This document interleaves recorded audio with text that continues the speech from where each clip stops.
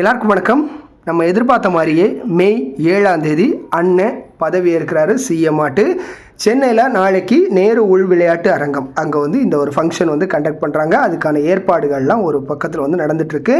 And எல்லா மாவட்டத்தில் இருந்து அந்த எம்எல்ஏஸ் அவங்க எல்லாருமே ஆல்ரெடி எப்போவுமே மாமல்லபுரத்தில் இருக்கிற ஹோட்டல், ஸோ அந்த ஹோட்டலில் தான் தாவேக்காவுடைய ஃபங்க்ஷன்லாம் நடந்துகிட்டு இருந்தது. இவ்வளோ நாளும் அந்த ஹோட்டலில் தங்க வச்சுருக்கிறாங்க அப்படிங்கிற ஒரு தகவல் வந்திருக்கு. நாளைக்கு கிட்டத்தட்ட ஒரு 5000 பேருக்கு பர்மிஷன் இருக்குது. 5000 பேர் வருவாங்க. அண்ட் ராகுல் காந்தி அவர்களுக்கும் அழைப்பு விடுத்திருக்காங்க அப்படிங்கிற ஒரு தகவலும் வந்திருக்கு. நாளைக்கு அண்ணன் சிஎம் ஆட்டு இந்த ஒரு இடத்துல உட்கார போகிறாரு.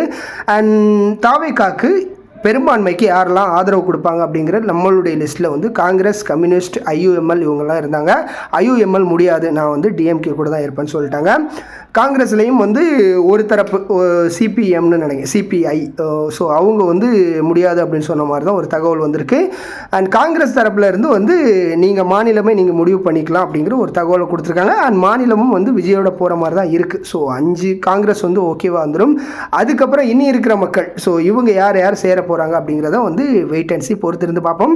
அப்படி பெரும்பான்மை கிடைக்கல அப்படின்னாலும் விஜயனுடைய ஆட்சி தான் இருந்துட்டு இருக்கும். பட் கொஞ்ச காலத்துக்கு தான் இருக்கும். அடுத்ததாட்டு எலெக்ஷன் கண்டக்ட் பண்ணுவாங்க. இதுதான் இப்போதைக்கு இருக்கிற நிலவரம். காலையிலே சூடாக ஒரு நியூஸ் வந்தது. என்ன அப்படின்னா தாவேக்காவுடைய மாவட்ட பொறுப்பாளர் ஒருத்தர் கைது பண்ணப்பட்டிருக்கிறாரு பாலியல் குற்றத்தில் அப்படின்ற ஒரு தகவல் எல்லா இடத்துலையும் பரவிட்டுருக்கு. ஸோ அது என்ன அப்படிங்கிறத முழுசாக இன்னொரு வீடியோலலாம் பேசலாம், எப்படி தகவல் வருது அப்படிங்கிறத பொறுத்து.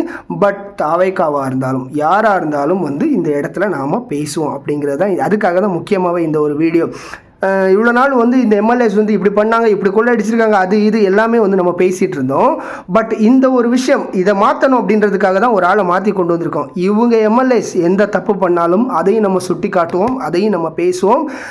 விஜயனை ஒழுங்காக ஆட்சி பண்ணலைன்னா அடுத்த 5 வருஷத்தில் விஜயனனை மாற்றணும். இதுதான் யதார்த்தம்.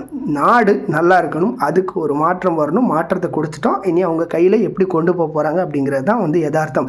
இதில் டிஎம்கே சார்பாக ஏடிஎம்கே சார்பாக தமிழ்நாடு அப்படிங்கிற ஒரு விஷயந்தான். ஸோ என்ன வரும் அப்படிங்கிறத பொறுத்திருந்து அடுத்தடுத்த வீடியோஸில் பார்க்கலாம்.